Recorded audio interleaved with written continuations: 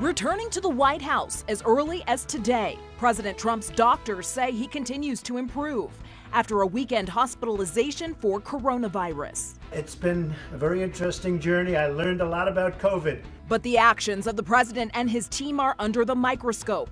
A car ride to wave to supporters now seen as reckless, as more members of the White House staff test positive. Thanks for joining us on Denver7 News at 11. I'm Jessica Porter. We want to get straight to the latest on President Trump's condition. This is a live look at Walter Reed Military Hospital, where the president's doctors say his condition has improved since arriving via helicopter on Friday evening. He's been treated with supplemental oxygen, an antibody serum, at least 2 rounds of remdesivir, and a steroid typically reserved for severe cases of the virus. ABC's Emily Schulze is at Walter Reed as the president faces criticism over his unexpected outing to wave at his supporters outside the hospital last night. President Trump defying CDC guidelines during a surprise drive-by past his supporters at the hospital. Wearing a mask in the back seat, the president, who health experts believe is likely still contagious with COVID-19, putting Secret Service officers in the SUV at risk. A physician at Walter Reed not involved with the president's treatment reacting today on Good Morning America. I don't know what the benefits of this political stunt were, but I do know what the risks were. And my concern is that perhaps the Secret Service agents that were inside don't know the full risk of what they were up against there. The White House saying in a statement appropriate precautions were taken, including PPE. The movement was cleared by the medical team as safe to do. But the CDC says any movement of a hospitalized COVID patient outside their room should only be done for medically essential purposes. The president's drive-by coming just minutes after he tweeted out a video saying this. I learned a lot about COVID. I learned it by really going to school. This is the real school. This isn't the let's read the book school. And I get it. Doctors say President Trump is responding well to the antiviral treatment remdesivir and a steroid, but there are lingering questions and confusion about his condition. White House physician Sean Conley saying the president could leave the hospital as soon as today, yet admitting he gave Trump supplemental oxygen twice. I was concerned for possible rapid progression of the illness. I recommended the president we try some supplemental oxygen, see how he'd respond. This after he repeatedly dodged questions on Saturday about whether the president needed oxygen, and was once again evasive when asked about lung damage the president may have suffered as a result of his COVID-19 infection, coupled with the fact that he was given the steroid dexamethasone, which can weaken the immune system, and the National Institutes of Health recommends be given to patients in severe or critical need. Yeah, so we're tracking all of that. There's some expected findings, but nothing of any major clinical concern. There is also confusion about when the president contracted the virus. Sources telling ABC News President Trump received a positive result from a rapid test before he said this on Fox News Thursday. So whether we quarantine or whether we have it, I don't know. President Trump has been tweeting from the hospital this morning, mostly about his re-election campaign. With just 29 days until the election, Joe Biden is out on the trail today in Florida. His campaign says they're willing to move forward with the presidential debates. Elizabeth Schulze, ABC News, Walter Reed Medical Center in Maryland. The outbreak at the White House continues to grow. Press Secretary Kayleigh McEnany has now tested positive for coronavirus. At least 15 others have also tested positive among the president's staff. Politicians, White House reporters, and others who attended a Supreme Court welcome ceremony in the White House Rose Garden. The First Lady says she's feeling well and will continue to recover at home. Russian scientists want the U.S. to reconsider their vaccine Sputnik V. In August, Russia offered cooperation with the U.S. to accelerate access to the vaccine, but American officials turned it down. Now the head of laboratory behind the vaccine says President Trump, quote, would not be in this situation if he'd been vaccinated with Sputnik V. The World Health Organization says about 90% of the world is still at risk of contracting the coronavirus. The agency estimates about 10% of the global population has been infected, which is more than 20 times higher than the number of cases confirmed by the health organizations around the world. Recorded cases have topped 35 million worldwide. Now to the latest update on case counts here in Colorado. The state confirmed 521 new cases on Sunday. That's a slight drop since Saturday's report. And more good news, the positivity rate is also dropping and is below the 5% threshold. And our hospitals are in good shape with just 3% of beds in use by coronavirus patients. 2 counties seeing an uptick in new cases is sending out a warning to neighbors today. Both Arapahoe and Larimer counties are on the level 1 phase of safer at home. That has the fewest restrictions under the Safer at Home order. But both counties are warning residents a continued increase in coronavirus cases could push each county into phase 2, which will mean more restrictions.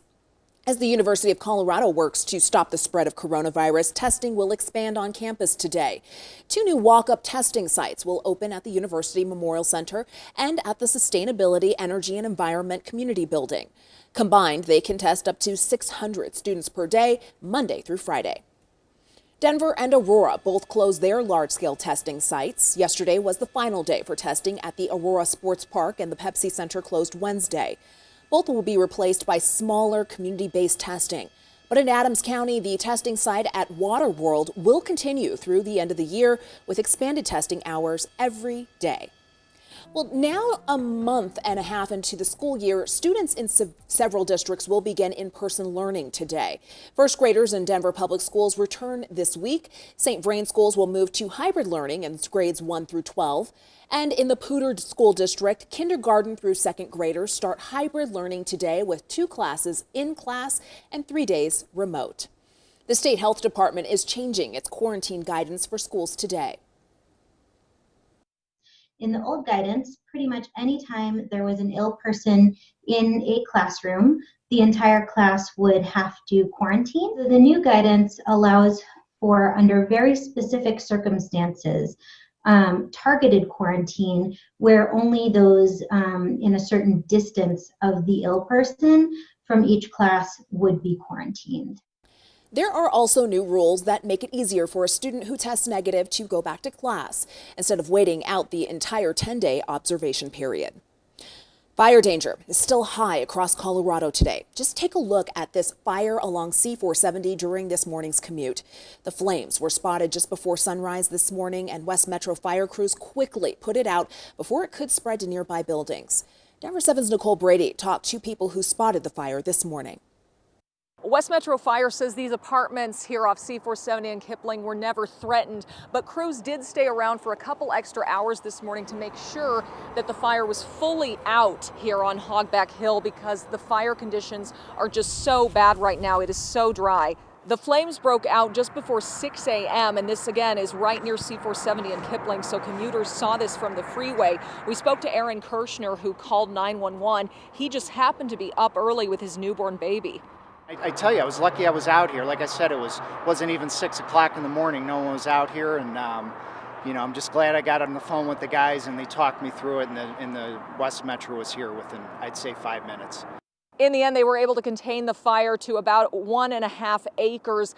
They don't know the cause yet, but it is just so dry. The grass and vegetation is dry, and it's going to be hot the next few days, so this fire danger remains high. Nicole Brady, Denver7. Cool, thank you. A deadly crash had I-225 shut down this morning near Yosemite. Aurora police say at least 1 person died in this crash. From Air Tracker 7, you can see the damage done to both vehicles. Right now, Aurora police are investigating exactly what caused the crash. Boulder's municipal court will resume something it put off since March, and some drivers could lose their license if they don't act fast. Denver7 reporter Micah Smith is in Boulder with what you need to know. Today, Boulder's municipal court will start processing failure to appear cases again. So if you've received a traffic ticket and haven't resolved it, you may want to call the court and schedule an appearance as soon as possible. Boulder's municipal court stopped processing these cases back in March due to the pandemic. But according to the court, since then, there have been 200 outstanding traffic cases that need to be resolved. If you are one of those cases, you could have your license suspended or face another penalty if you don't reach out to the court. Even if you're not quite sure your traffic ticket is outstanding, you should check. You can call the court to discuss options, or you can also go to the city's municipal court website where you can check out options there as well. You may not even need to schedule an appearance. For many, it'll just come down to paying a fine. Either way, you want to get this resolved. Reporting in Boulder, Micah Smith, Denver7. Information, Micah. Coloradans will observe a new state holiday today. The first Monday in October is now Cabrini Day. It's named for Frances Xavier Cabrini, also known as Mother Cabrini. She's credited with establishing 67 schools, hospitals, and orphanages, including a summer camp turned shrine in Golden. Mother Cabrini was the first American citizen to be canonized a saint. Cabrini Day is the first paid state holiday in the nation that recognizes a woman. It replaces Columbus Day as a state holiday.